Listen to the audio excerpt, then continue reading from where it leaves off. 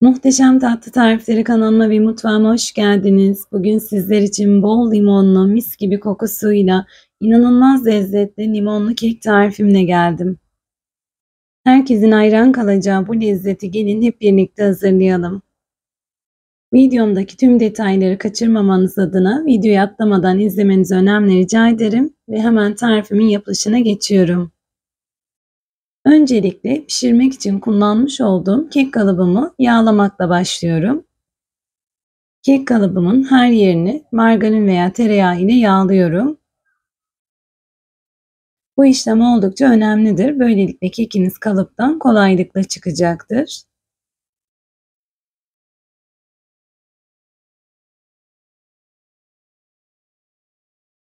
Kek kalıbımızın her yerini güzelce yağladıktan sonra bir tatlı kaşığı unu süzgeç ile eleyelim.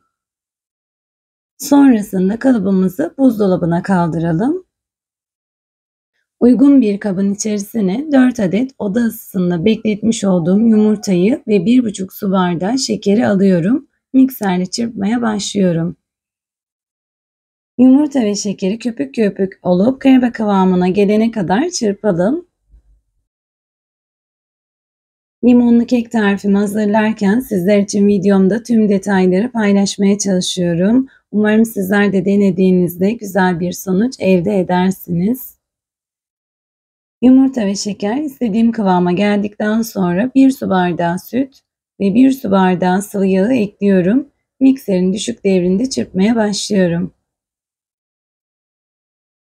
Bu aşamada mikseri çok fazla çalıştırmamıza gerek yok. Sadece malzemeler karışana kadar çalıştırmamız yeterli olacaktır.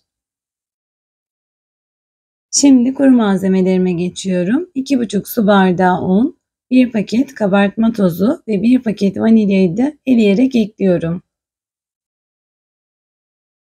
Kekinizi hazırlarken mutlaka unu eleyerek ilave edelim. Böylelikle kekiniz çok daha güzel kabaracaktır. Bu nedenle eleme işlemi oldukça önemlidir.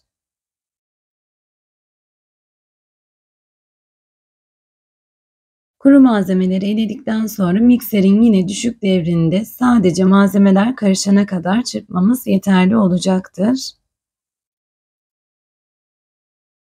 Bu arada kanalıma ilk defa gelen arkadaşlarım, bana destek olmak adına kanalıma abone olup bildirim zilini açarsanız çok mutlu olurum. Aynı zamanda sosyal medyada veya sevdiklerinize, arkadaşlarınıza videoyu paylaşabilirsiniz. Mikserle bu kadar karıştırmamız yeterli olacak. İçerisine 1 çay kaşığı karbonatı da ilave ettikten sonra bu aşamada spatula ile karıştırıyorum.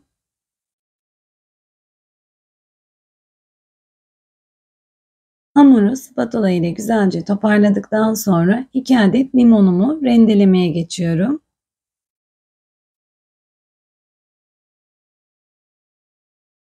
Limonlu kekim için 2 adet limon kullandım. Limonlarımı güzelce yıkayıp kuruladıktan sonra sadece sarı kısımlarını rendeliyorum. Rendeleme işlemi yaparken beyaz kısmının gelmemesine dikkat edelim. Limon kabuğunun beyaz kısımlarını rendelerseniz eğer kekinizde acımsı bir tat bırakacaktır. Bu nedenle buna dikkat edelim.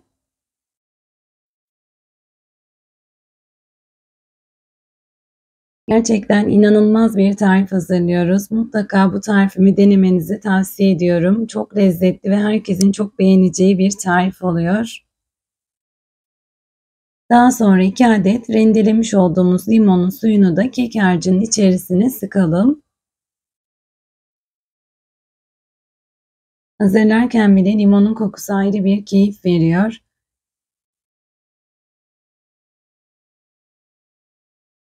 Limonların suyunu da sıktıktan sonra şöyle bir spatula ile tekrar karıştırıyorum.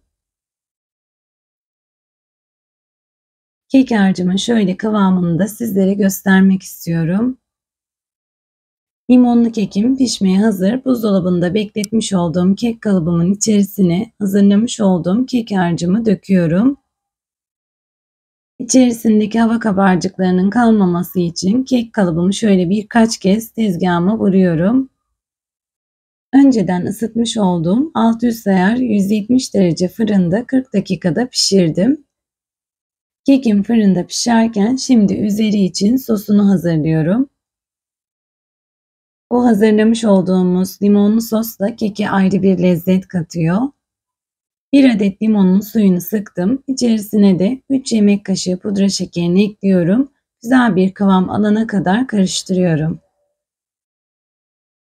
Limonla pudra şekerini iyice karıştıralım ki kıvamı güzel olsun. Şöyle kıvamını da göstermek istiyorum. 40 dakikanın sonunda kekim fırından çıktı. Yarım saat dinlendirdikten sonra kalıbımı ters çeviriyorum ve kalıptan çıkarıyorum. Görmüş olduğunuz gibi kekim çok güzel kabardı. Şimdi üzerine hazırlamış olduğum sostan döküyorum. Tüm limonlu kek tariflerini unutacaksınız. Gerçekten benim bu hazırladığım bu tarifle muhteşem bir kek hazırlayacaksınız. Son olarak da üzerine limon kabuğu rendeliyorum. Sosunu biraz çekmiş olan kekimi dinlendirdikten sonra şöyle sizler için iç dokusunu da göstermek istiyorum. Görüntüsüyle, sunumuyla, lezzetiyle muhteşem bir kek hazırladık.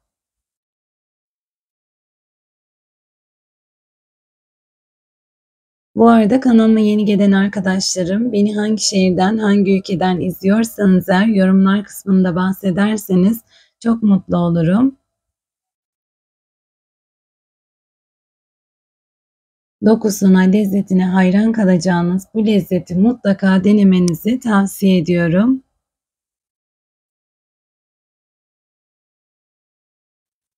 Videomda da göstermeye çalıştım. Bakın o kadar yumuşak ki kolaylıkla dilimlenebiliyor ki lezzetine gerçekten hayran kalacaksınız.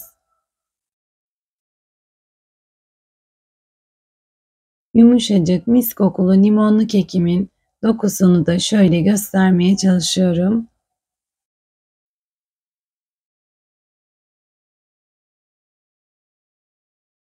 Bizim evin favorisi olan bu kek tarifimi sizlerin de beğeneceğini düşünüyorum. Denediğinizde yorumlarda benimle paylaşırsanız sevinirim. Bir muhteşem tarifin daha sonuna geldik. Beni buraya kadar izlediğiniz için çok teşekkür ederim. Videomu beğendiyseniz beğenmeyi unutmayınız ve kanalıma hala abone değilseniz abone olup bildirim zilini açmayı unutmayınız. Bir dahaki tariflerimde görüşmek dileğiyle. Hoşça kalın.